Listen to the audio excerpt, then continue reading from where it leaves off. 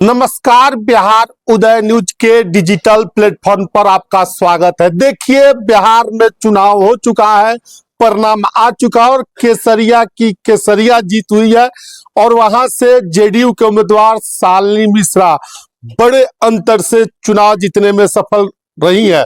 और हमारे साथ आज मौजूद है चुनाव जीतने के बाद पहली बार मीडिया से बात करते हुए।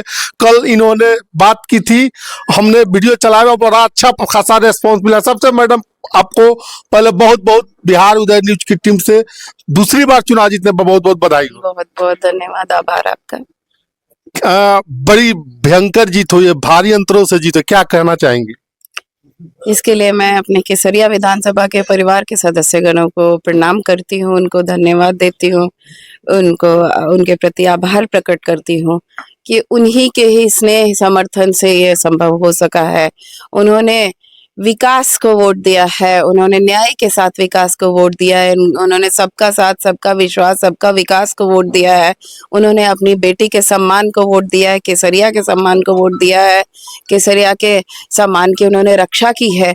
इसके लिए सबसे ज्यादा धन्यवाद के पात्र हमारे केसरिया विधानसभा के परिवार के सदस्यगण हैं और उनको मैं बार बार प्रणाम करती हूँ। मैडम, एनडीए का तो कुनबा के बारे में चर्चा क्या कर रहे हैं लोग, मीडिया लोग 170-80 का लगा रहे थे, 200 पार चला गया एनडीए गठबंधन। ये कैसे संभव हुआ सर? मैडम, ये बिल्कुल संभव इसलिए हुआ क्योंकि हमारे जो नेता हैं, आदरणीय मुख्यमंत्री जी नीतीश कुमार जी और आदरणीय प्रधानमंत्री जी नरेंद्र मोदी जी, दोनों लोग बस विकास में विश्वास रखते हैं, सबको साथ लेते हैं और सबके विकास में विश्वास रखते हैं। उन्होंने बिहार ही नहीं, देश के एक एक परिवार में लाभ पहुंचाया है, सरकारी लाभ पहुंचाया है। और हमारे बिहार की बात करें तो 7,500 तो गिन के है कि हर परिवार को हर महीने मिलता ही है, उसके अलावा भी मिलता है जो हमने छोड़ दिया है, नहीं गिना है। तो हर परिवार को अगर आप इतना सुरक्षित रख रहे हैं, इतना संपन्न रख रहे हैं, तो वोट तो मिलना ही है। और ये उन्हीं की ही देन है, उन्हीं की वजह से प्रचंड बहुमत से एनडीए जीती है। अच्छा, माननीय मुख्यमंत्री नीतीश कुमार जी की जो महिलाओं की खासकर योजना लाई गई थी, 10-10 हजार रुपए खाते में डाले गए थे, फ्री बिजली योजना किया गया था और एक और जो 400 से 1100 पेंशन किया गया था। क्या ये मास्टर के स्ट्रोक रहा एनडीए का या नीतीश जी का? ये बहुत अच्छा रहा क्योंकि लोगों में ये जरूरत थी।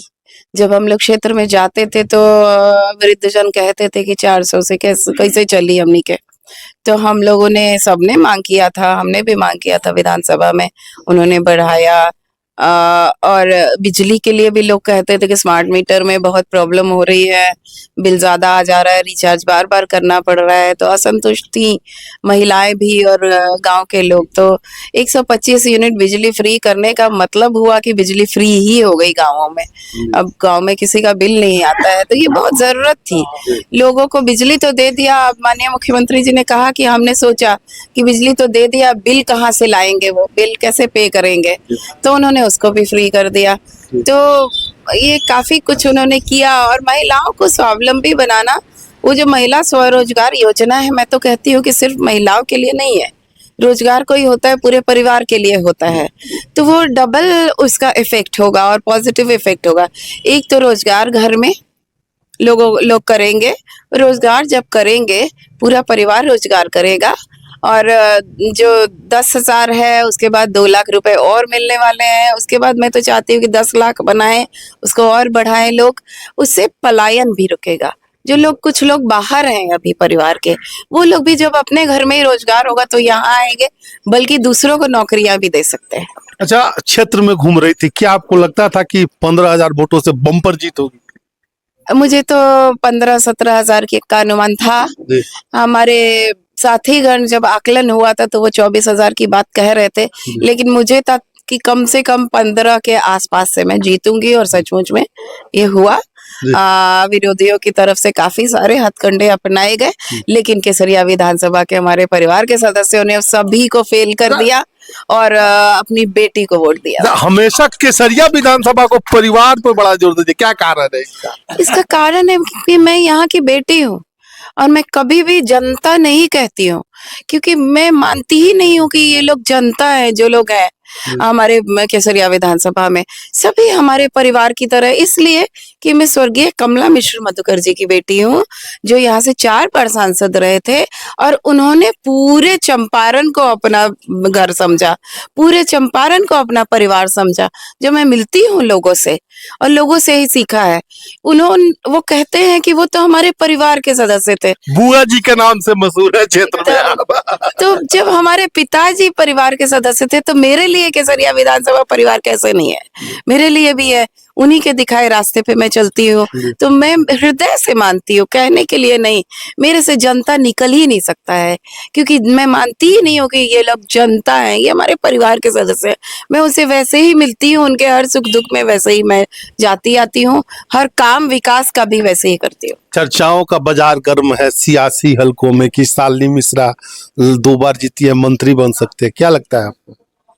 अब मैं तो बस यही कहूंगी कि बेहद करीबी नेताओं में, माननीय मुख्यमंत्री की नेताओं में गिनती होती है, महिला नेताओं में आप? बहुत स्नेह जी, माननीय हमेशा मुख्यमंत्री मिलता जी का हमेशा मिलता रहा है। मुझे बहुत ही ज्यादा स्नेह मिला है और मैं तो बिल्कुल उनके ऊपर छोड़ती हूँ, नेतृत्व के ऊपर छोड़ती हूँ।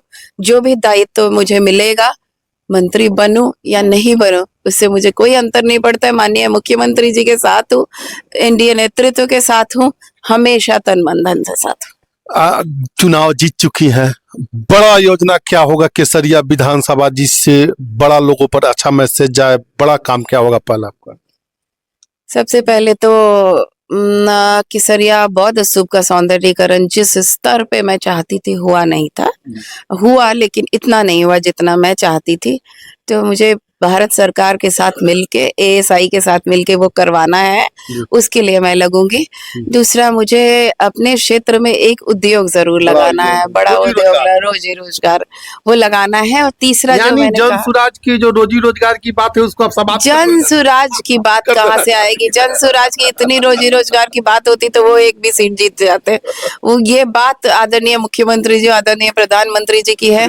उद्यमी योजना लेके आए, महिला स्वावलंबी योजना लेके आए, तो ये सब रोजी रोजगार की ही बात है।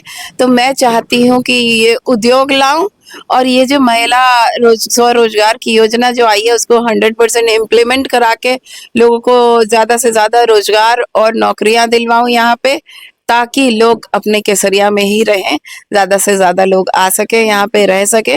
यही मेरा लक्ष्य है। बिहार उदय न्यूज की टीम ने भी सर्वे किया था और सर्वे में बताया था कि कल्याण केसरिया विधानसभा में से 10 से 15 हजार को बीचों में शालिनी मिश्रा जीत रही है, उसी के आसपास भी आपकी जीत हुई। क्या कहिएगा बिहार उदय न्यूज की टीम को? आपको बहुत धन्यवाद देती हूँ आपके सटीक खबर के लिए, और हमेशा सटीक रहता है और काफी अच्छा रहता है, उसके लिए आपको धन्यवाद और आपको उज्जवल भविष्य की शुभकामनाएं।